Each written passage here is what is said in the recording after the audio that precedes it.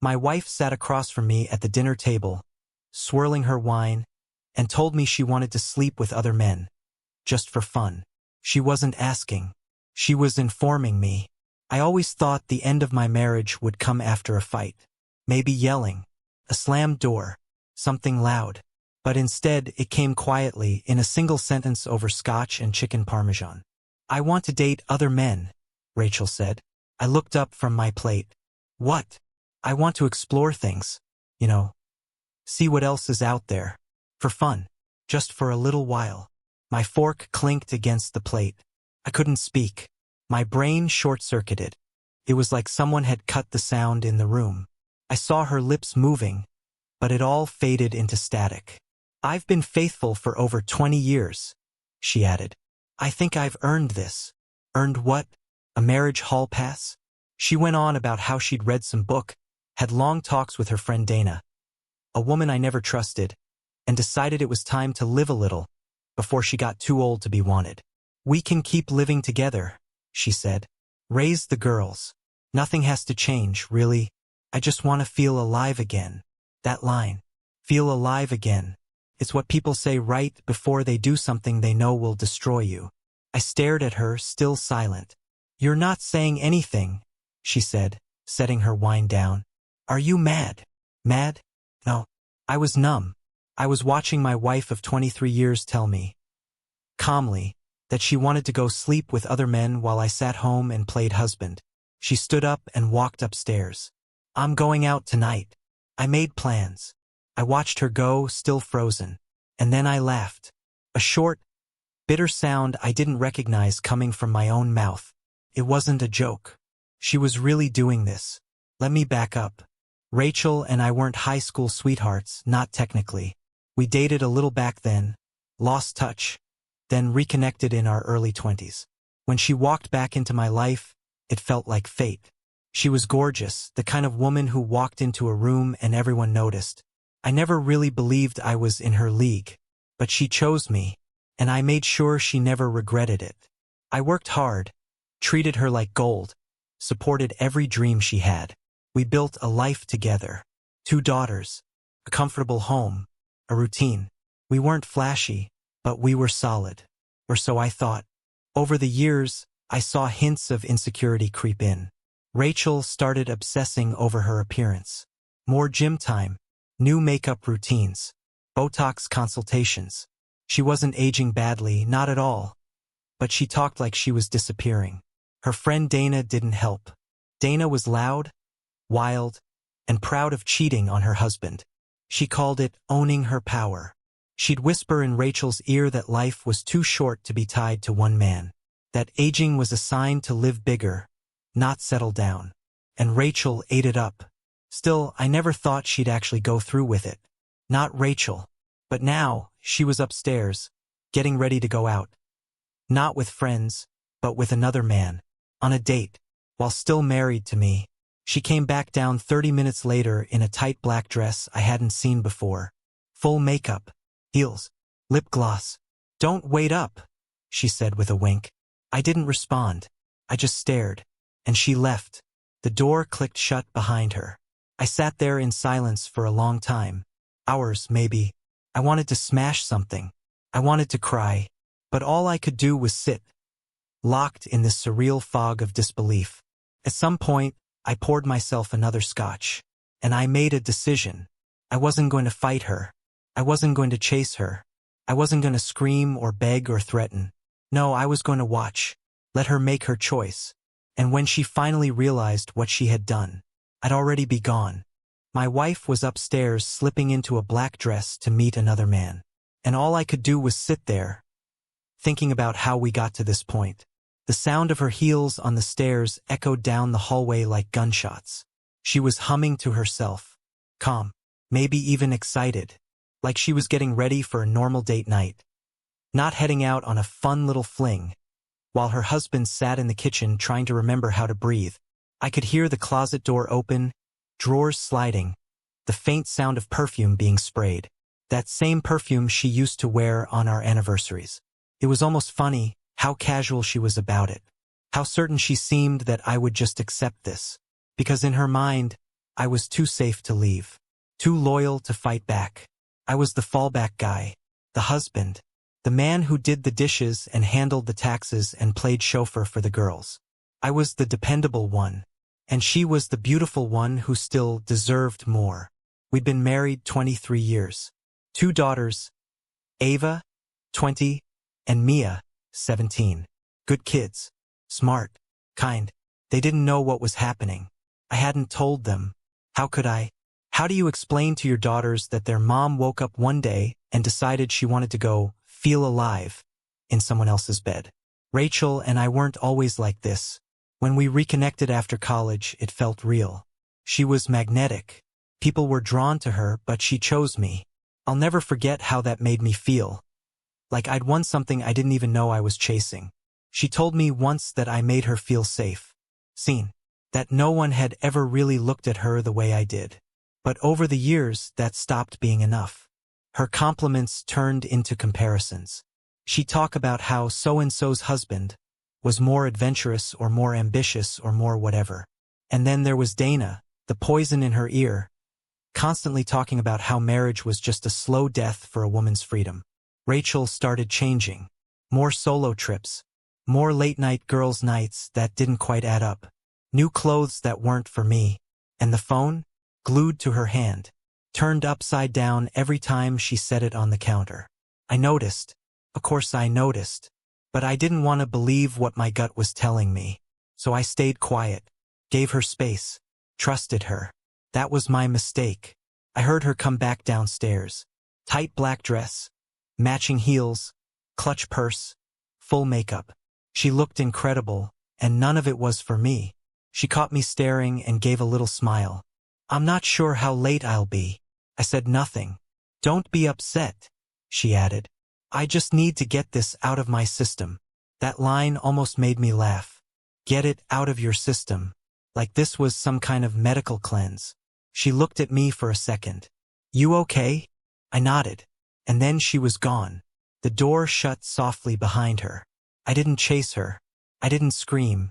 I didn't ask who he was. I already knew none of that mattered. What mattered was what came next. I poured another drink and sat down at the dining table. I didn't cry. I didn't rage. I just thought. I thought about the first time we kissed. About the way her face lit up when she held Ava for the first time. I thought about the late nights, the road trips, the inside jokes. And then I thought about her up there. Slipping into a dress, fixing her lipstick.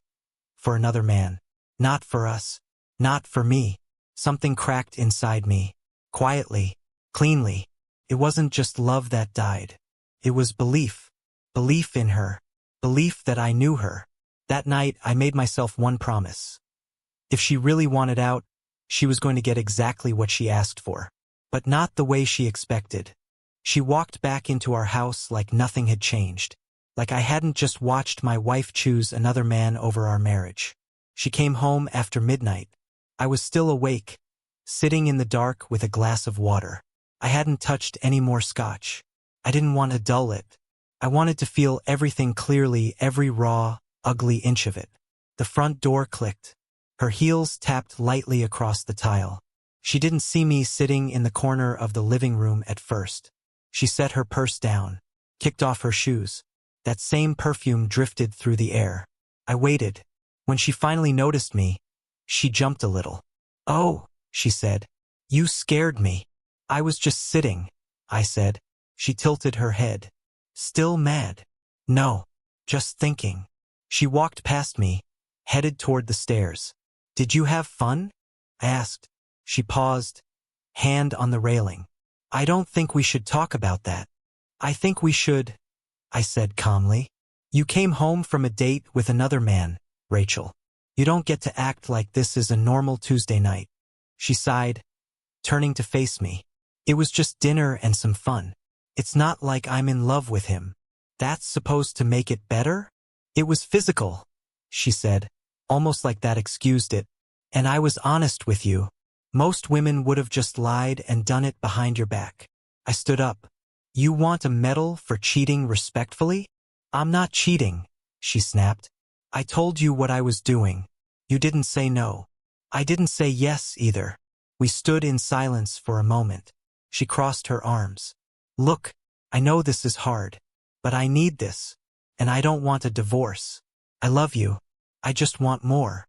You love me, I repeated, but you want to sleep with other people. You love me, but I'm not enough for you. She blinked. Don't twist it. It's not about you. That line was it. I walked past her, upstairs and into the guest room. I closed the door and locked it behind me. The next morning, she acted like nothing had happened. She made coffee, packed Mia's lunch, called out to me, "You want eggs?" I didn't answer. When she came into the guest room and saw the bed made, my bags partially packed, her smile faded. "What's going on?" she asked. "I'm not going to sleep under the same roof as someone who's dating other people," I said. "You made your choice. I'm making mine. You're overreacting." "No," I said. "You just underestimated me." For the next few days I kept to myself. She went out again that weekend. Another fun night. Came home late again. Still no shame, no guilt, just smug satisfaction. She thought this was temporary, that I'd cool off, that I'd come crawling back, because that's what I'd always done. Fix things, hold it together. But this wasn't a broken faucet or a bad paycheck. This was betrayal, willful, repeated betrayal. And I was done. I met with a lawyer that week. The day I filed for divorce, I didn't tell her. I wanted the papers to hit her like her words had hit me. Hard. When they were delivered to the house, I was at work. She called me 5 minutes later. "You filed for divorce?" she said, half laughing. "Are you serious?" "Dead serious. Daniel, come on. We've been together for half our lives. You're really going to throw it away over a little experimenting?" "You didn't experiment," I said. "You betrayed. You planned it. You chose it. And now I'm choosing to walk away. You're being cruel." "No," I said. "I'm being clear." She didn't call back for 3 days. She thought I wouldn't leave. She thought I needed her too much to let go. What she didn't realize is that sometimes the best revenge isn't anger. It's indifference. And I had finally reached that point. She thought I'd cool off, that I'd come back. She didn't realize I'd already packed my soul and left the marriage behind. After the divorce papers were served, the calls stopped for a few days. I thought maybe she'd finally accepted it. But I was wrong. On the 4th day, Rachel came home early from work. I was in the garage sorting through old storage bins, mostly just looking for something to do with my hands. She stood in the doorway, arms crossed, eyes red. "Can we talk?" she said. I didn't answer right away, just set down a dusty box labeled Christmas lights. She took that as a yes. "I think you're making a huge mistake," she said. I leaned against the workbench. "Explain." "I'm not trying to replace you. I just needed space. I needed to feel something again. We lost the spark, and I panicked." "So you thought adding strangers to our marriage bed would reignite it?" "It wasn't about them," she said quickly. "It was about me. That's the problem, Rachel. Everything's about you." She bit her lip and took a step closer. "What if I stop? What if I don't see anyone else? Can we undo the filing?" "No." She blinked. "Why not?" "Because I don't love you anymore." That hit her hard. For the first time in weeks, her expression cracked. "Don't say that," she whispered. "You made choices," I said. "Choices that told me exactly where I stood in your life. And now I'm making mine." "You're just mad," she said, grasping. "You're saying that to hurt me." "No," I said. "I'm saying it because it's true." I watched the woman I loved walk out of the house in a black dress and heels, smiling about her date with another man. And something in me broke. "I'm not mad anymore. I'm done." She turned and walked back inside without another word. That weekend, I sat Ava and Mia down. They knew something was wrong, but they didn't know the full picture. "I'm filing for divorce," I told them. "Your mom and we're going in different directions." Mia, the younger one, started crying. Ava just looked at me. "Did she cheat?" she asked quietly. I paused. "She crossed lines we don't come back from." Mia ran upstairs. Ava stayed seated. She's been different, Ava said. We've all seen it. I figured it was just age stuff. I didn't think it would go this far. She thought I wouldn't leave, I said. She thought I'd just wait. Ava nodded slowly. Are you okay? I will be. On Monday, Rachel asked me to go to therapy with her. We owe it to the girls, she said. At least try. I hesitated. Not because I thought it would fix anything, but because I wanted to hear her say it all out loud, in front of someone who couldn't be manipulated. So I agreed. We met with Dr. Sandra Blake. Calm voice, sharp eyes, no-nonsense demeanor. Rachel started the session with practiced sincerity. I made a mistake, she said. I let myself drift. I just wanted excitement. I didn't want to hurt anyone. Dr. Blake nodded. And your idea of excitement was dating other men while staying married? Rachel hesitated. It wasn't like that. I just wanted a little freedom. Dr. Blake turned to me. And you were supposed to be okay with this?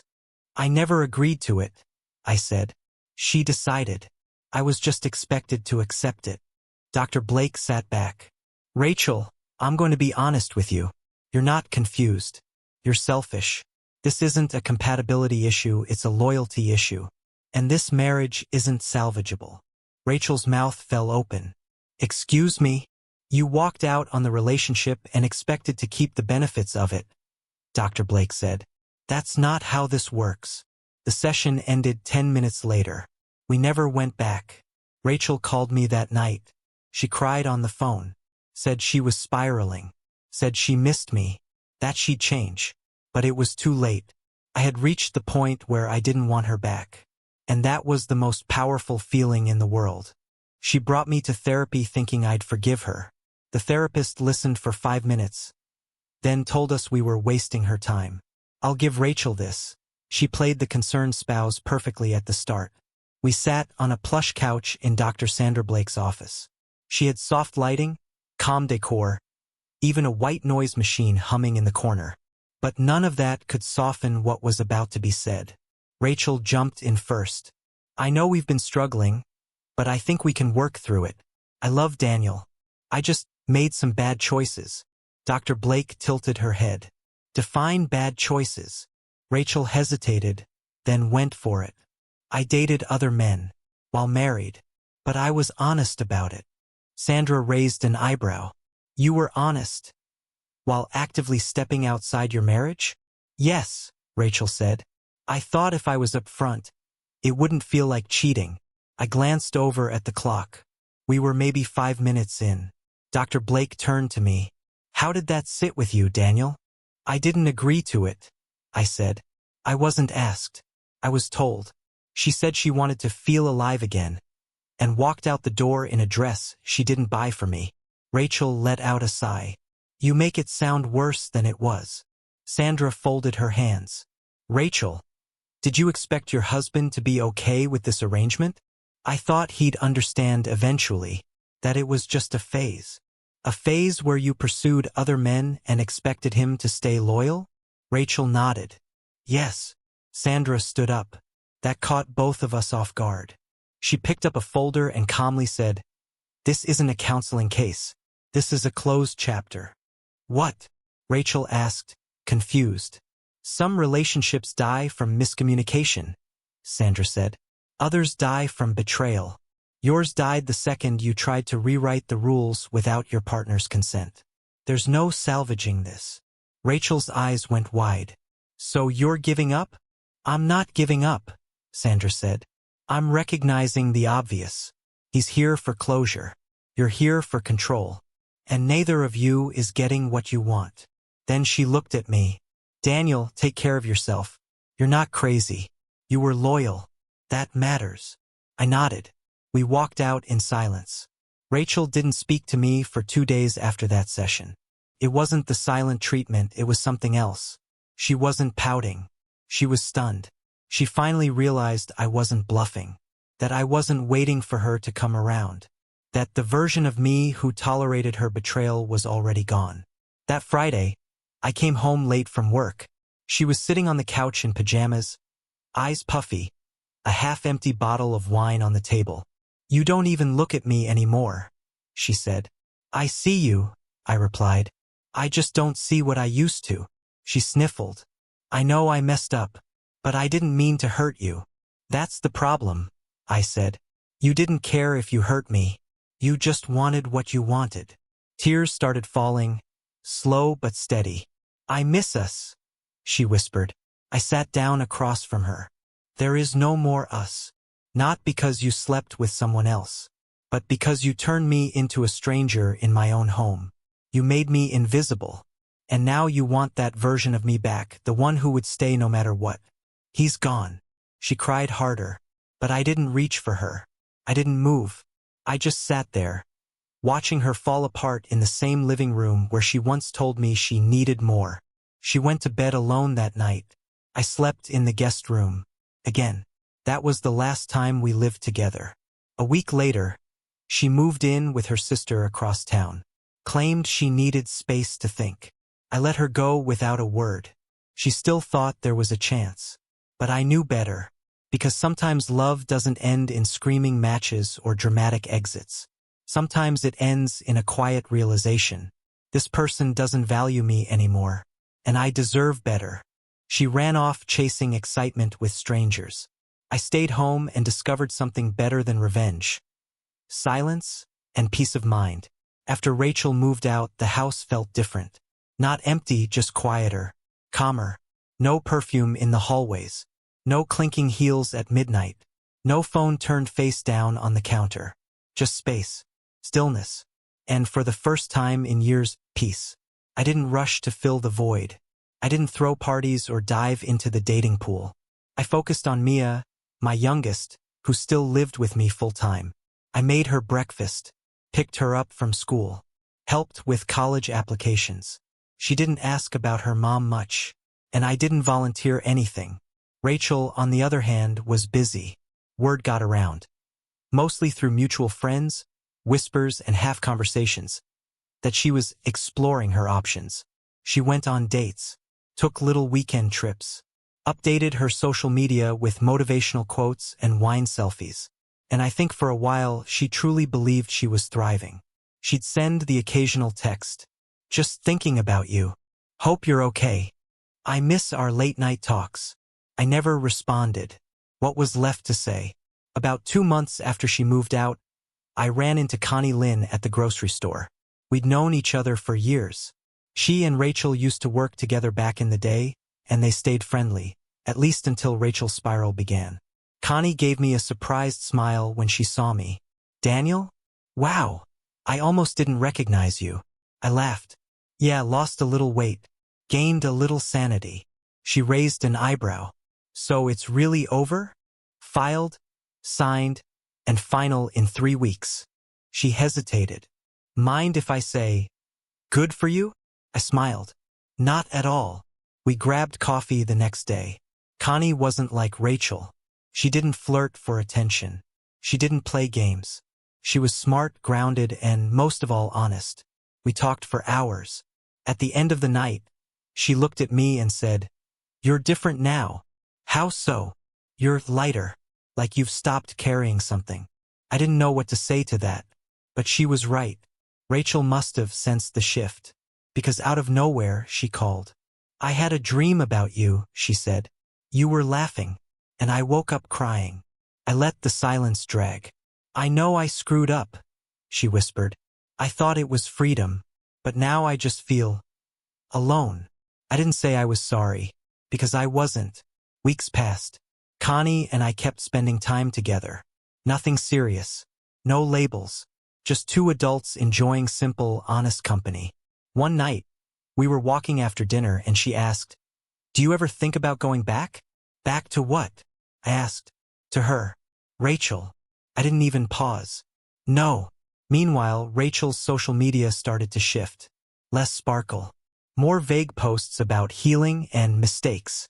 One of her old friends told me she was seeing a guy named Chris. Younger, divorced personal trainer type. Didn't last. Apparently, he ghosted her after a few weeks. Another name came up later. Then another. Each one shorter than the last. The freedom she thought would be fulfilling just became noise. Background static, while I stayed quiet and quietly rebuilt. One night, I was watching a movie at home when Mia walked in with a confused look. "Why is Mom posting about being betrayed?" I checked. Rachel had shared some cryptic quote about being loyal to people who used you. I laughed. Actually laughed. "She's just rewriting her own story," I told Mia. "Is she okay?" she asked. "She'll figure it out," I said. "Or she won't." Mia nodded. "You seem better." "I am." Because while she filled her nights with new faces, I filled mine with peace. While she chased the thrill of being wanted, I found value in being respected. She had lovers. I had clarity, and I wasn't going back. My daughters showed up without warning. So did the woman in my kitchen wearing my shirt and nothing else. It had been 6 months since the divorce was filed. 3 since it was finalized. Connie and I had cooled things off. Not because of drama, it just ran its course. No bitterness. We parted as friends, and she even told me, "I'm glad you found your backbone." Life was quiet again. Work was steady. Mia was gearing up for college. Ava had just gotten engaged. And then Lexi came along. I met her at a wedding. She was a friend of the groom's family. Mid-30s, confident, warm, and quick-witted. We danced, talked, and laughed until my face hurt. She wasn't trying to impress anyone. And she definitely wasn't trying to fix me. We ended up getting drinks a week later. Then dinner. Then one night, she didn't leave. The next morning, she was in my kitchen wearing one of my oversized t-shirts, barefoot, flipping pancakes. And that's when the front door opened. I froze. It was Ava and Mia, unannounced. They stopped in their tracks when they saw Lexi. Lexi turned, smiled, completely unbothered. "Morning," she said cheerfully. Mia looked stunned. Ava just blinked. Hi," cleared my throat. "Girls, this is Lexi." "Lexi. These are my daughters." Lexi stepped forward, completely calm. "Nice to meet you both. Want pancakes?" The girls exchanged glances. Then Mia laughed. Ava followed. "Sure," Mia said. "Why not?" We sat around the table like it was a Sunday brunch. Mia whispered to Ava when Lexi went to grab more syrup. "Dad," Ava asked, "are you dating her?" I nodded. "We've gone out a few times." "She's cool," Mia said carefully, "and way more normal than I expected." "I'll take that as a win." Lexi came back and asked the girls about school and wedding plans. She didn't push. She didn't overstep. By the time they left, both girls hugged her. Later, Ava texted me, "You seem happy, Dad." "It's weird, but good weird." I smiled at the screen. Word got around. Fast. That night, I got a call from Rachel. No hello. No warm-up. "Who is Lexi?" she snapped. "Excuse me." The girls met her. "Mia said she was wearing your shirt. Did you seriously have some random woman stay over while our daughters were visiting?" "She's not random," I said. "And they didn't seem to mind." Rachel was silent for a beat. "You're really proud of yourself, aren't you?" she said bitter. "No. But I am finally okay with who I am. That's new." "You're just trying to get back at me." "No, Rachel. You got back at yourself." She hung up. I thought that would be the end of it. But of course it wasn't. 2 days later, I got a text from Connie. "You might want to check Rachel's social feed." I opened it. There she was, Rachel, posting an old photo of us from a vacation years ago. The caption, "Some people forget real love too fast." The comments were filled with sympathy. People had no idea what really happened. No one knew she was the one who blew it up. I didn't respond, but Mia did. Pretty sure he remembers exactly what happened. We all do. The post came down an hour later. The next week, Rachel called again. This time her voice was softer. Sad. "I just never expected this," she said. "What? You moving on? That fast? That confidently?"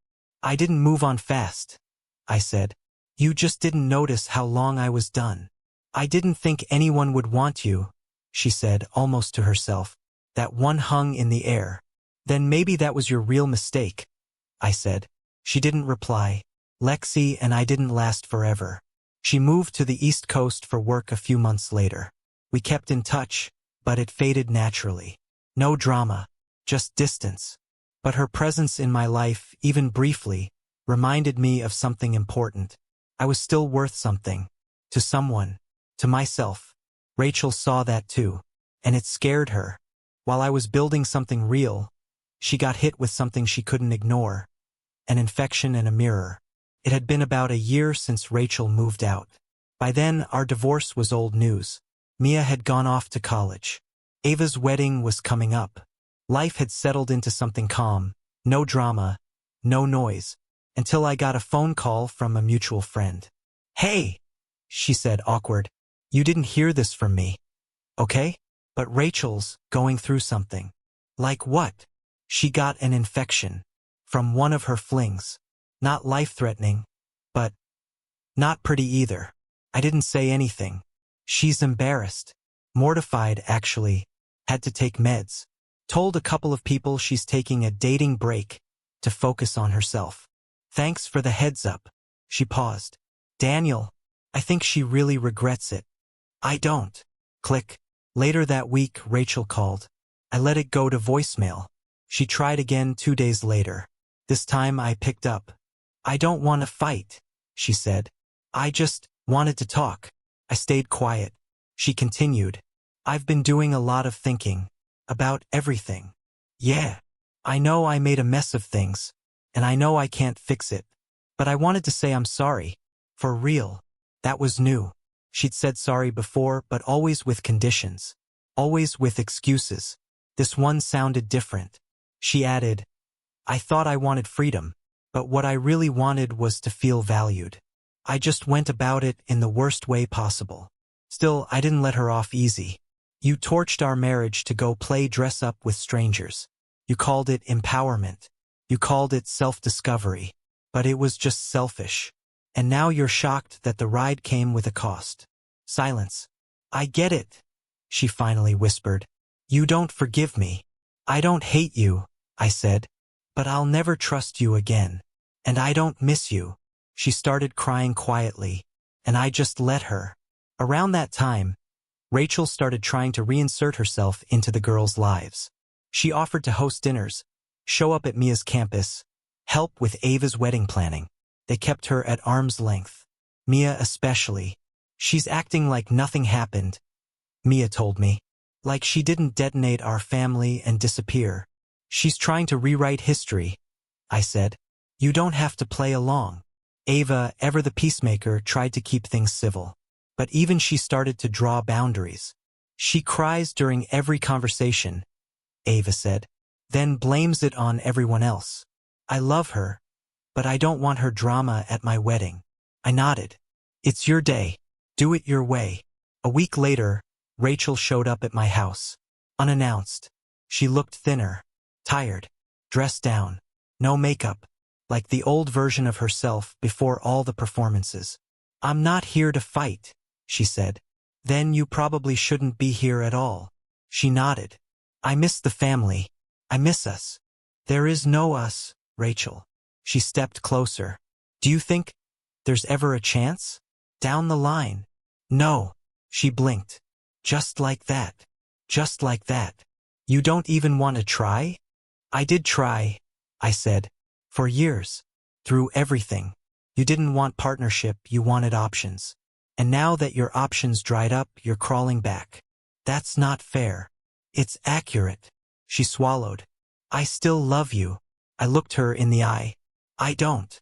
She stood there in silence for a moment, then turned and walked away. The next day I got a text. "You really don't feel anything anymore?" I thought about it, then typed, "No." And that's how I know I finally healed. She didn't reply, and I didn't need her to. She begged me not to bring a date to our daughter's wedding. So I brought someone. She brought a mess. Ava's wedding was set for early spring. Classy, small, elegant. Just like her. She asked me to walk her down the aisle, and I told her it would be the honor of my life. About 3 weeks before the wedding, I got a message from Rachel. "Please don't bring a date to the wedding. It's not the time." I stared at it for a while before responding. You lost the right to ask that kind of thing. She didn't reply, but I knew she wasn't done. A week later, Ava called me. Mom's being weird, she said. How so?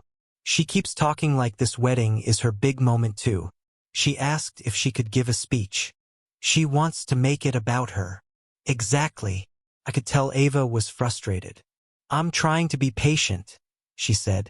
But she's exhausting. Then don't give her the stage, I said. This is your day.